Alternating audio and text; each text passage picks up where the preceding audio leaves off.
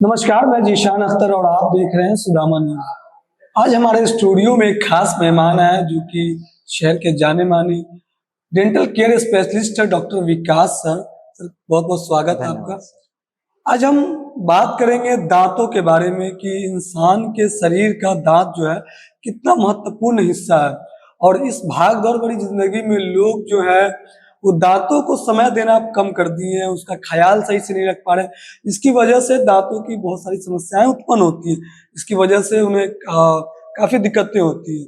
Sir, दांत हमारे शरीर का कितना महत्वपूर्ण हिस्सा है और इसको किस तरीके से आप देखते हैं? देखिए, दांतों से पहले तो सबसे पहले कहा जाता है कि मुंह एक आपके शरीर का आईना होता है। जैसे आप पूरे मुंह की बात ले ले कि आप कोई फिजिशियन के पास जाते हैं तो जीभ निकाल के बोलता है दिखाइए, और मुंह से बहुत सारी बीमारियों का पता चलता है। और रही बात दांतों की, तो ये तो आपको पाचन क्रिया के लिए, डाइजेस्टिव सिस्टम के लिए सबसे इम्पोर्टेंट पार्ट होता है, क्योंकि सबसे पहले मुंह में ही आपके खाने का डाइजेशन स्टार्ट होता है। तो अगर वो नहीं होगा तो वो पूरे शरीर पे आप अगर कोई भी चीज का न्यूट्रिशन आप नहीं ले पा रहे हैं, मतलब खाने के साथ न्यूट्रिशन नहीं निकाल पा रहे हैं, तो वो कोई काम का नहीं रहा। तो सबसे इम्पोर्टेंट है डाइजेस्टिव पार्ट।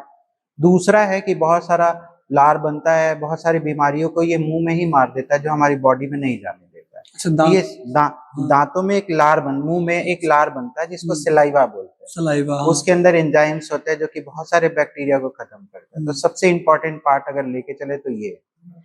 आज के वक्त में दांतों में सबसे ज्यादा समस्या किस तरीके का देखने को मिलता है? आप किस तरीके का आपके पास पहुंचते हैं लोग? देखिए, मैक्सिमम लोगों के साथ तो आजकल ये है कि कुछ बुरी आदतें, जैसे कि गुटखा खाना, जिसकी वजह से मुंह में बहुत सारे प्रॉब्लम्स आते हैं।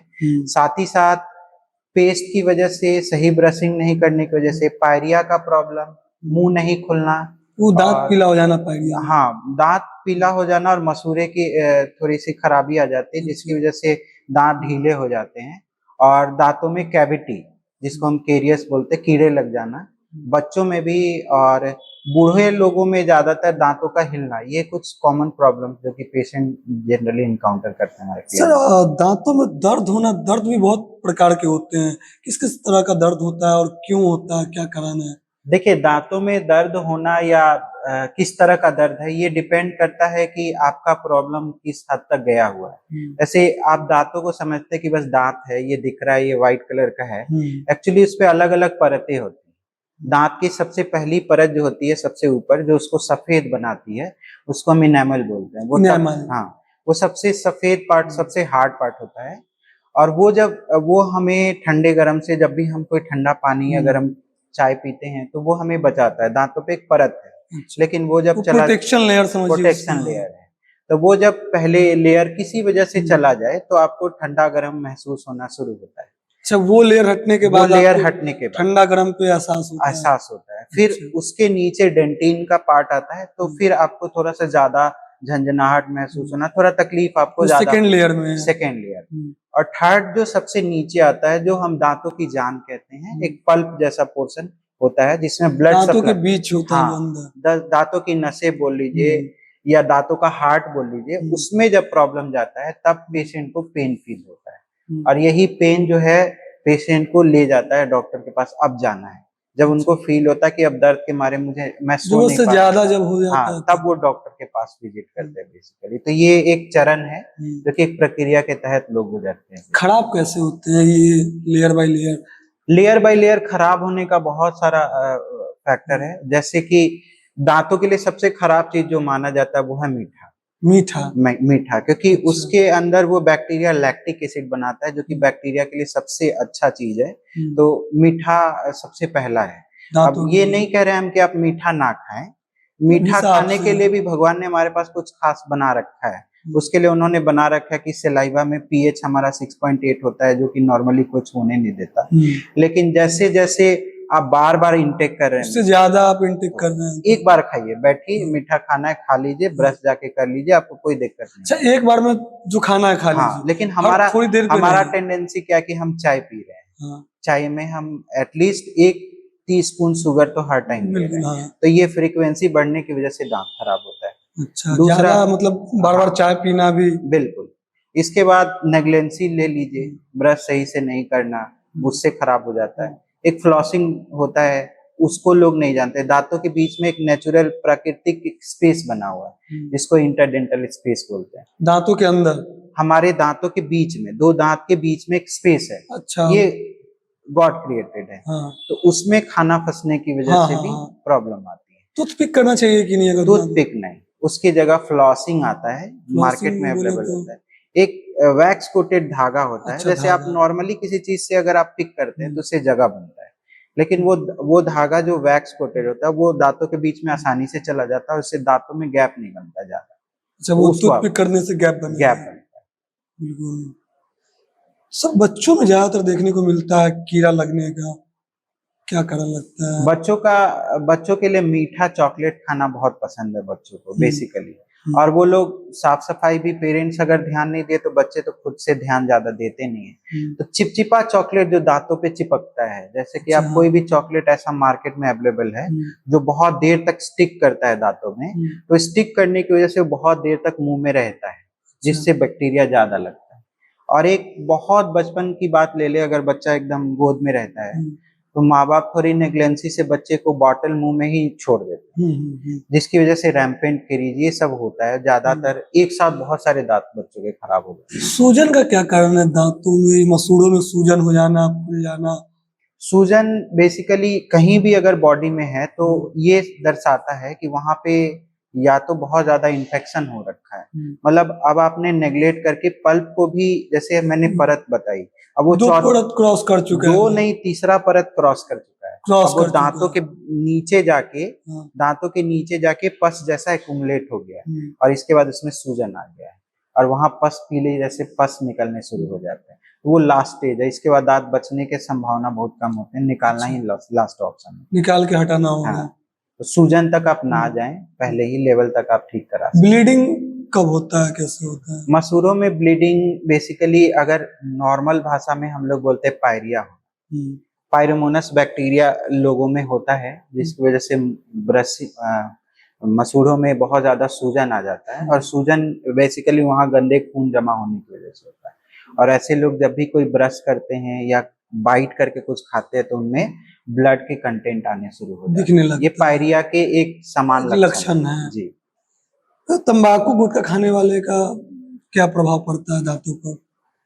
तंबाकू वाले पेशेंट, तंबाकू की बात करें तो उसके अंदर एक खास तरह का केमिकल होता है जिसको एरेका नट बोलते हैं। और एरेका नट क्या करता है कि ये बकल मिकोजा जो अंदरूनी सतह होती है वो बहुत ज्यादा हार्ड हो जाती है, ठोस हो जाता है। अच्छा। और हमारा मुंह जैसे नॉर्मली लचीला होता है, जिसकी वजह से माउथ ओपनिंग नॉर्मली कहा जाता है 3 फिंगर या 4 गुटखा खाने वाले वो तो उनका फिंगर थोड़ा कम खुलने लगता है क्योंकि ये हार्ड हो जाता है उनका, यहाँ पे इस वजह से खुल नहीं पाता, फ्लेक्सिबिलिटी इसकी कम हो जाती है। और ये समझ लीजिए कि अच्छी चीज नहीं है।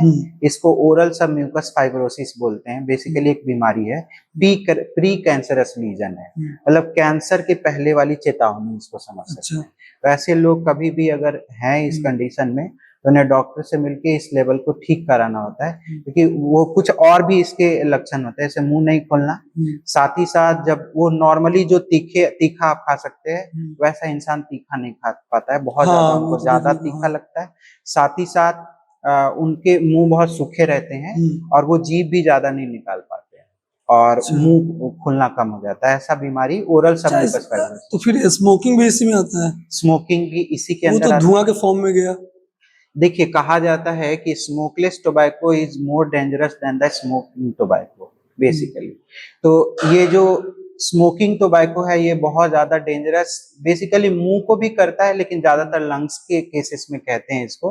मुंह के लिए क्या होता है, डिस्कलरेशन होने के चांसेस होते हैं, मुंह सूखना शुरू हो जाता है इसकी वजह से। अच्छा, शुगर पेशेंट को लेकर क्या कहेंगे? दांतों का जब शुगर पेशेंट में समस्या आता है तो उसको किस तरीके से?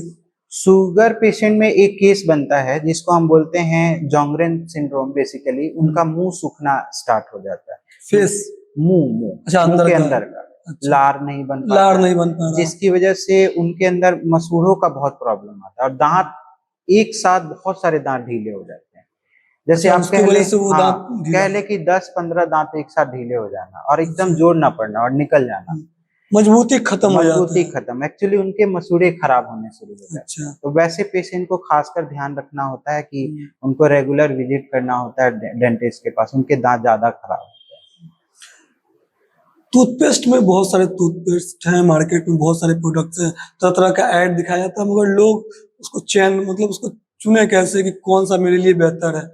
दो तीन चीजों को बिल्कुल ध्यान देना होगा आप लोगों को, जैसे कि सबसे मेजर चीज जो होता है पेस्ट के अंदर वो होता है जो नॉर्मली लोग यूज करते हैं, सोडियम लॉरियल सल्फेट नाम का एक कंटेंट होता है जो सारे कि पेस्ट में इस्तेमाल होता है क्या? सर्फ में भी इस्तेमाल होता है। बिल्कुल अच्छा, सही सर्फ है में आप। वही हाँ इस्तेमाल। बिल्कुल यही इस्तेमाल होता है, वो झाग बनाने के लिए किया ठीक जाता है, है, सिर्फ झाग बनाने के लिए। झाग बनाने का। क्या बिना झाग वाले टूथपेस्ट नहीं हो सकता है क्या? बिल्कुल होते हैं तो झाग, फिर क्यों बिना बनाया झाग जाता वाले। है? एक्चुअली क्या होता है कि वो दिखने में अच्छा लगे, मतलब झाग ज्यादा लोगों को बनता है, एहसास होगा कि हमने ब्रश किया बहुत है ज्यादा तो। ब्रश कर रहे हैं हम, हाँ। बहुत अच्छे से कर रहे हैं। हम्म। तो वो झाग बनाने के लिए वो जो केमिकल यूज करते हैं वो दांतों के लिए बहुत खराब होता है, मुंह के लिए वही इनफैक्ट बहुत खराब नुकसानदायक होता है। नुकसानदायक होता है। साथ ही साथ फ्लोराइड, फ्लोराइड का कंटेंट, फ्लोराइड भी होना चाहिए पेस्ट में लेकिन उसका कंटेंट कम होना कम चाहिए। होना चाहिए। 1 ppm 1 पार्ट पर मिलियन बहुत कम अमाउंट में होना चाहिए, जिसकी वजह से दांत बहुत ज्यादा खराब होते हैं। अच्छा, पेस्ट भी दो तरह के आते हैं, एक जेल वाली आती है, एक नॉर्मल। देखिए बहुत क्या सारे अंतर डेंटिस्ट है? अलग अलग इसके लिए सलाह देंगे, लेकिन मेरा सलाह है कि आप जेल फॉर्म ना यूज करें, ना ही आप पाउडर फॉर्म यूज करें, अच्छा, पाउडर भी आप यूज नहीं कर नहीं सकते? यूज करें आप, क्योंकि उसमें सिलिका पार्टिकल ज्यादा होता है, दांत घिसने की संभावनाएं ज्यादा होती हैं। आप नॉर्मली पेस्ट फॉर्म जो थिक थोड़ा सा म्यूकस फॉर्म में होता है मतलब उसका ऐसा यूज कोई चीज इस्तेमाल ना करें जिसमें दांत घिसे, कम हो। क्योंकि आपको ये लॉन्ग टर्म तक चलाना है। एक अच्छा। दांत आपको दूसरी बार जब मिलता है तो नॉर्मली आपका एज 12 से 15 साल का आसपास होता है, पूरा दांत आ जाता है।